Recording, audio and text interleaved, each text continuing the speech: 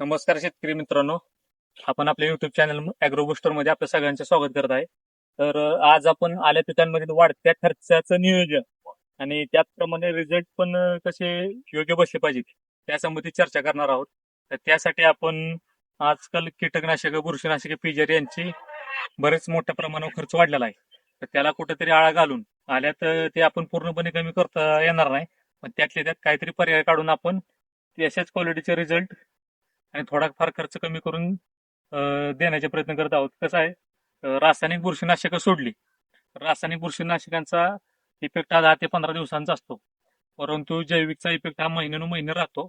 त्याच्यामुळे आज आपण जैविक बुरशीनाशकांबद्दल तुम्हाला थोडक्यात माहिती देऊया. त्यासाठी आपल्याला एक असं 200 लिटरचं बॅलर पाहिजे. असं आपल्याला एक 200 लिटरचं बॅलर पाहिजे. त्यात 150 लिटर पाणी घ्या.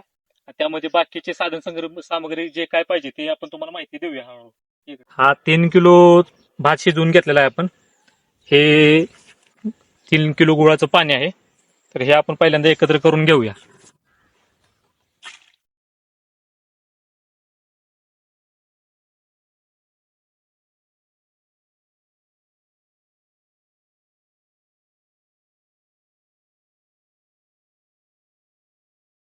दाखवतो बादली बादली जाऊ.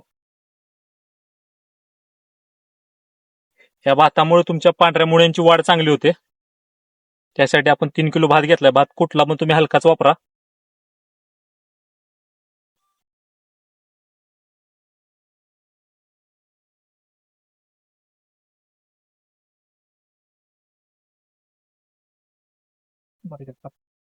चांगलं. हे भात आपण असं बॅलर मध्ये टाकत आहोत.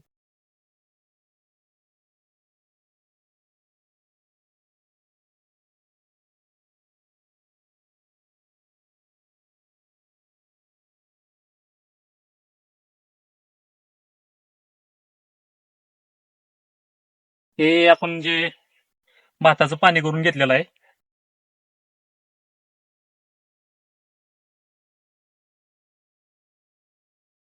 ही स्लरी आपण एक आठवडाभर ठेवून परत सोडणार आहोत.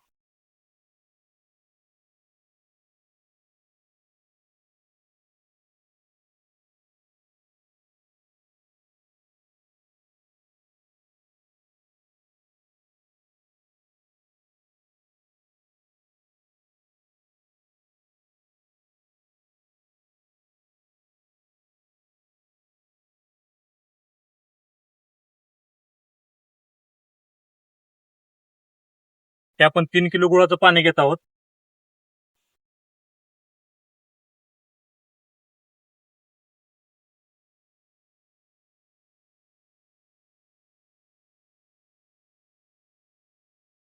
त्या गुळामध्ये गुळाचा उपयोग असा की तुम्ही जे खतं वगैरे सोडता त्यामध्ये स्टिकरचं काम करतं. त्याचबरोबर तुमची जी बायोलॉजिकल ऍक्टिव्हिटी आहे जमिनीतील जीवाणूंची हालचाल, त्याच्यावर योग्य प्रमाणात असं ते त्यांची वाढ वाढवून ठेवतं.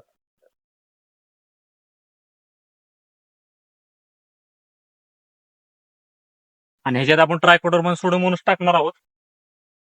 तो एक संध्याकाळी आपण एक 6च्या टायमात टाकू. 4 ते 5 तासानंतर ही स्लरी जेव्हा व्यवस्थित डिझॉल्व्ह होईल तेव्हा आपण ते टाकू.